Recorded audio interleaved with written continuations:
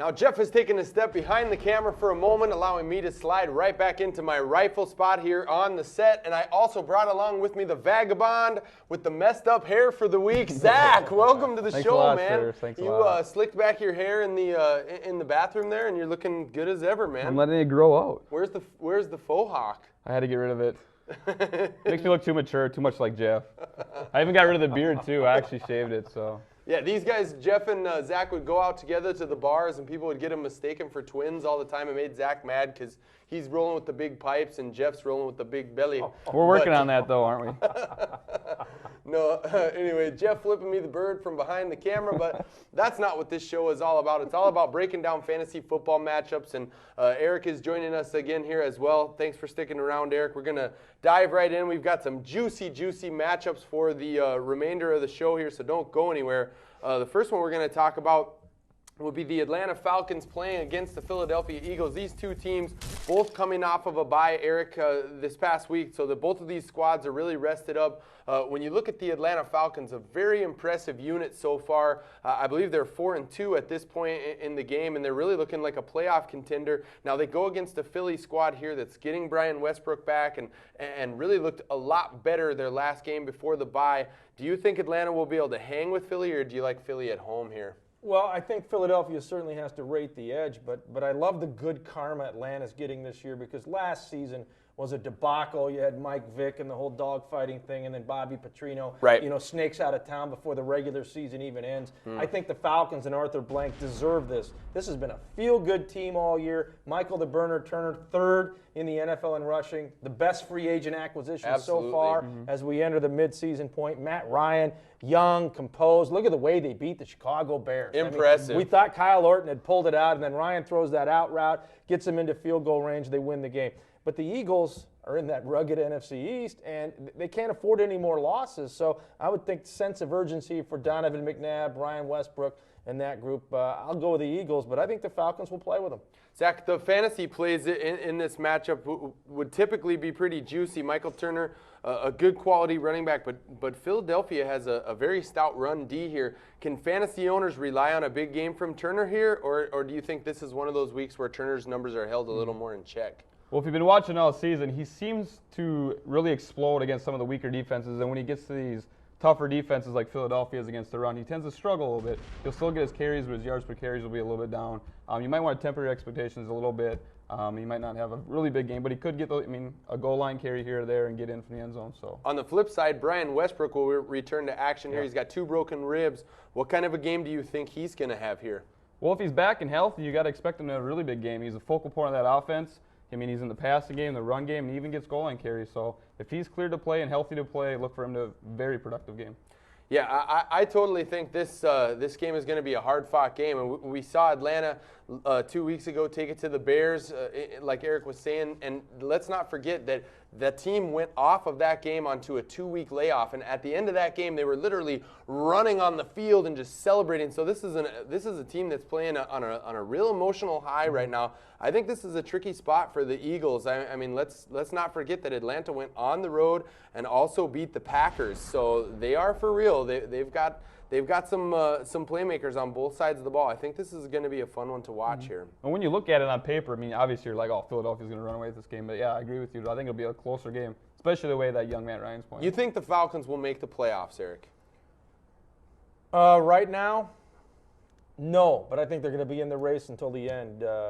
Tell you what, though, it looks like New Orleans is going to maybe be beneath them, but they're looking at a division where maybe we jumped the gun on the NFC East. I said this earlier with Jeff. Everybody anointed the Cowboys, Redskins, Giants, Eagles, best 4 in football. Hey, look at the South. Carolina, Tampa Bay, and Atlanta, very good teams, over 500. Right. And New Orleans sitting at the bottom, that's a pretty good last place team. They'd win the NFC North. Yeah, exactly, with a great quarterback there in Drew Brees. So very, very good point. So we go from a matchup that has just a lot of intrigue and a lot of interest, and we're going to flip the script on you with a matchup that really looks like a cow pie here. The Cincinnati Bengals, winless on the season, traveling down to Houston to face the Texans. I mean, Cincinnati basically, Eric, has everything possible going wrong for them right now. They're back to the Bungles. Right. I thought they had turned it around a couple of years ago. They made the playoffs, and then when Kimo von Olfhoffen fell on Carson Palmer's leg and he hurt the knee. They've gone south since then. Yep. There's going to be some changes in Cincy sometime. But, they still have T.J. Hushmanzada. He's a playmaker. Chad Ochocinco can still get it done. But Ryan Fitzpatrick, I mean, what are you going to get out of him? Exactly. They're missing Carson Palmer. On the flip side, the Houston Texans, watch out for them. They lost tough game to Jacksonville. They had a dagger defeat to the Indianapolis Colts, but since then they've won a couple games. I think they're getting some confidence. Andre Johnson, 629 yards, 14.0 per catch, and they're going to be at the Metrodome a week from Sunday. Yeah. Now, Zach, you were a big Houston guy going into the season. You liked Matt Schaub and you liked Andre Johnson. Those guys have been popping lately. Absolutely, and they're starting to do what I thought they were going to do at the beginning of the season.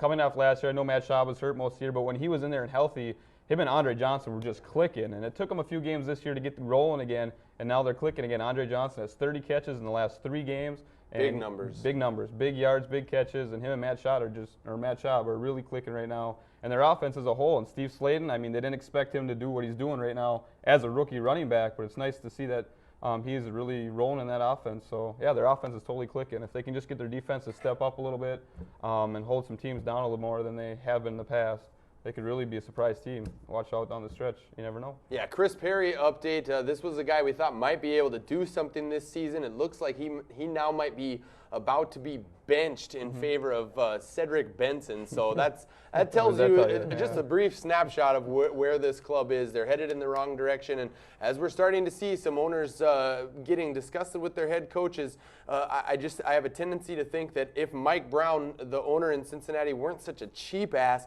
he might be willing to fire Marvin Lewis, but he would have to pay Marvin Lewis for one more season. For that reason alone, I think that maybe Marvin Lewis saves his job despite this squad looking pretty disheveled at this point. Now we're gonna pump it back up here, guys. We've got another great matchup to talk about. The Monday nighter, Indy at Tennessee. Now, Eric, Indy is a team that is great one week, as they were a couple weeks ago against Baltimore, really looking good. Peyton Manning hitting his stride. Then last week they go into Lambeau and they just lay an absolute egg. They're up again, down again. Tennessee's undefeated. So looking at this matchup, typically you'd think Indy has more firepower, but Tennessee's favored here. Yeah, and it's really a huge statement game for the Titans. Right. Jacksonville obviously is close as well. They're going to factor in. But Indy's the team that's won this division. They've been wearing the crown in the AFC South for a lot of years now. They just lost their first October game in about 5 years, the other day in Green Bay. So my point is, here's Tennessee unbeaten. Here's a chance at home Monday night. You knock the snot out of Indy. Let them know it's a changing of the guard. You guys aren't going to make your comeback on our watch, and I think the Tennessee Titans have the defense to do it. Peyton threw 2 picks that the Packers took the other way on Sunday. Peyton Manning doesn't seem to have the mojo that we've seen in the past. And we heard just in the past week the news coming out that Peyton Manning had a second knee surgery heading into this season, that he really hadn't been that forthcoming about. The team was kind of hiding that from the media and whatnot. Zach, is that affecting Manning right now? He just doesn't look the same. I mean, on the season, 8 touchdown passes, 7 interceptions, 11th in the league in passing yardage. It's hard to say if it's the knee surgery that's affecting him. It's definitely something. He just doesn't have the total confidence that he seems to have in the past. He struggled mightily last week, missing targets. The guys that he had usually hit, no problem. Him and Reggie Wayne just don't seem to be on the same page like they were last year, where it seemed like every time he threw, Reggie Wayne was right there, right where the ball was to catch it. So definitely something wrong. And this game, if anything, Eric mentioned that it's really important for the Titans to win this game to prove their worth in the division. This game, I think, is even bigger for Indianapolis, because if they lose this game, they're going to fall back below 500, and they're going to be that much farther behind Tennessee, and they can almost be out of the playoffs already, or this early in the season, which is funny, because usually at this time of the season, they've almost already locked up the playoffs. So. And they've already lost to Jacksonville in Indy. So I think you're right. I think it's a very big game for both teams. And I have so much respect for Tony Dungy, and all he's done is win football games as a head coach. They're swimming in unfamiliar water. Dungy, Peyton Manning, Marvin Harrison. Absolutely. They're not used to this. I would expect a hornet's nest in Nashville Monday night. The spotlight doesn't shine on Music City too often for the NFL. It's going to be fun, and if the Titans win, there's going to be some parades the next day. Yeah, exactly. And Eric, you talk about Tony Dungy and how much of a class act this guy is, and he's one of these coaches who gets a lot of praise from the media and is very out in front, one of the most noticeable head coaches in the NFL. But here on the flip side, you got this other guy, Jeff Fisher, who not a lot of people talk about. He's got the beard on half the time. He looks like he just crawled out of a cave somewhere. At this point, it's hard to argue Jeff Fisher has to be one of the best coaches and most underrated coaches in the league. Right now, would Jeff Fisher be the coach of the year in your opinion? I would say Jeff Fisher, or maybe the guy in Atlanta, John Smith off the top, or Right. Dick Geron in Buffalo. But, yeah, he's the front runner because, look at it, he was with this franchise when they made that move from Houston. They made a stop, I think, in Memphis, and then they played at Vanderbilt, then they Right. moved into the new stadium in Nashville. You're right, very consistent coach. He's been to a Super Bowl. He's had to go through a lot of different quarterbacks, and look how he's handled the Vince Young, Kerry Collins situation. Now Vince Young is ready to go again, and he's got Vince Young, at least publicly, supporting Kerry Collins, playing the team guy that you need out of a guy like Vince Young, who's going to be a starter again sometime, somewhere. Right, and I mean, I compare this. I was talking with Jeff at one point in time on the phone this week, and I say, I don't know if the Tennessee Titans have more talent or less talent than the Minnesota Vikings do. And looking at it from that point of view, I tend to think that if we had a coach that were a little bit more like Jeff Fisher here, it'd be interesting to see, how we win those, because Tennessee wins those close games, those games that come right down to the wire. They seem to come out on top. I've really been impressed by the Tennessee Titans. I think their running backs here are going to go wild, Zach, on Monday night. You'd think so, especially come off the last week's game against Kansas City Chiefs. The Indianapolis Colts run defense isn't much better, and again, without Bob Sanders, they really just can't stop anybody. Their linebackers don't play well against the run. And not only do they have Chris Johnson, the speed back, they also have Lendell White, who I know he ripped off an 80-yarder last week. He's not known for the long runs, Right. but he's that guy who's going to pound you and bruise you the whole game. And then they're going to bring in Chris Johnson, and he's got the speed to take it to the house from anywhere on the field. And I expect them both to have pretty solid games. Yeah, I think it's going to be a fun one to watch. So fantasy freaks and NFL fans, get ready. Monday night is going to be a fantastic showdown. One last note on Jeff Fisher there. I thought it was a nice touch for him to come out on Monday after the game and praise Lendell White for that 80-yard touchdown run and then say he must have had a salad the night before the game. I mean, it shows that a guy has his players in his pocket. When he's able to play around jokingly in the media, this club is undefeated. They're rolling high right now. I'm going to go out on a limb, and I'm going to pick Tennessee in this game. One good thing about Jeff Fisher, he's coached for a long time, but he's still young. I mean, Right. This is a young coach, so he can relate to this new breed of player, yet he has the experience. So he's the total package. And you brought up a great point, Zach, about their running game. I mean, I think they ran for an acre against the Chiefs. They might do the team same record, against the 300 Colts. and some yards. Yeah. Right. And then another thing I was going to bring up, another thing with Jeff Fisher, he's an old school coach though. He pounds the ball and plays great defense, a lot like Bill Cowher. So maybe Bill Cowher will be. Another old school game here. The Giants traveling to face the Pittsburgh Steelers, two clubs that love to play smash mouthy and love to run the ball. Brandon Jacobs, very effective so far in the season. What do you think the Giants' game plan will be here in this game? Why don't you tell me, Eric? Do you think they're going to run the ball at the Steelers, or will they be going with Eli in the passing game? The Steelers are so tough defensively. They're usually good against the run. I mean, they're just a classic physical football team. I mean, that's their trademark year in and year out. I like what I see out of Mike Tomlin. I believe he's 14-7 already as a head coach, a year and a half in. I would think you give it a shot with Brandon Jacobs, pound away. But at some point, Eli's going to have to go up top. They have the weapons. Plaxico Burress, former Steeler, you know he's going to be geeked up. Right. So that factors into it. This really is, as you mentioned, classic old school football, and this ought to be a dandy. Now, on the Pittsburgh side of things, Zach, they may not have Willie Parker here for this game. Muelde Moore had a great game last week, 3 touchdowns, 2 via the run and 1 in the pass. Is he a guy that fantasy owners can play here against the Giants? What do you think Pittsburgh's going to look like on offense? Well, it's not quite the Cincinnati Bagel defense that he faced last week, so I expect him to actually come out and maybe pass a little more. Derek Anderson, as poorly as he played for the majority of the season, had a very productive game on Monday night last week against the Giants, and I just feel like if they're going to beat the Giants or put up some points, it's going to be through the air more so than through the run game. So I expect Big Ben to come out and maybe throw and hit Santonio Holmes. Hines Ward, I expect to have a pretty decent game. Heath Miller, and just try and win the game through the air more so than through the run. Yeah, Big Ben been a little bit of a disappointment so far this season, just 21st in the league in total passing yardage. So yet to really have that breakout game. It'll be interesting to see as these two NFL juggernauts square off here in a really marquee matchup. And the final matchup of our segment, guys, Cleveland at Jacksonville. Now the Jags are the kind of team, Eric, that you never really know what you're going to get from them. One week they're up and they look great, and the next week they really fall back down to earth. Which team is going to roll out here? They are playing the Browns. Yeah, and the Browns, with the exception of the Monday night game when they were just blowing up against the Giants, the Browns have been underachievers.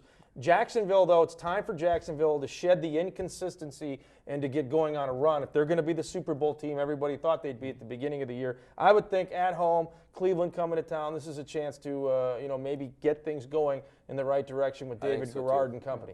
I think I couldn't agree any more there, Eric. I like the Jags here. I think you start both of their running backs. You're going to shy away from that passing game. But on the Cleveland side of things, the million-dollar question is, when is Brady Quinn going to get the job here, Zach? I mean, Derek Anderson looked sucky again last week. He should have had the job a few weeks ago. I mean, Derek Anderson's throwing for a woeful 49%. I mean, you can't win games when your quarterback is throwing for under 50%. And I mean, last week he was missing. I don't know if you watched it in the highlights, but Braylon Edwards was open on countless routes. And Derek Anderson threw the ball nowhere near him to catch those balls. I think he was targeted 17 times. So not only is it hurting the Cleveland Browns, it's also hurting Braylon Edwards and all the other receivers on that team. If he has another poor outing, I don't see how you can't bring Brady Quinn in. And I also heard the report last week that the Minnesota Vikings, of all people, offered him 2 first-round picks, and they turned it down. But then again, Derek Anderson came out, had a very poor game, and they didn't put the kid in. Right. I don't know. I don't understand. Right. I think, too, that Monday night game, Derek Anderson bought himself some time because he looked so good on the big stage. But sooner or later, Romeo Crennel is going to have to think about job preservation because ultimately they're going to point the finger at him. And I think Zach's exactly right. Another bad game, and it might be Brady time. Absolutely. Well, we thank you for joining us on this segment. We're going to come back, wrap the show up in just a couple minutes. We'll be back right after this.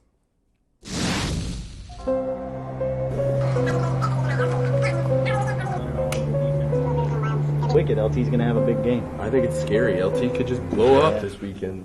Come on, you guys. Seriously, you're supposed to act scared. Alex didn't even have the right camera shot. What? Seriously. You're not scary. Sorry, bro. Just not scared.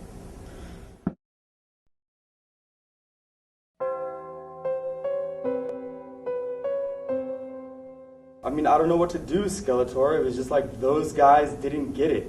I'm deaf. I'm supposed to be scary, and they're just not scared. I just don't understand, man. That's hot coffee.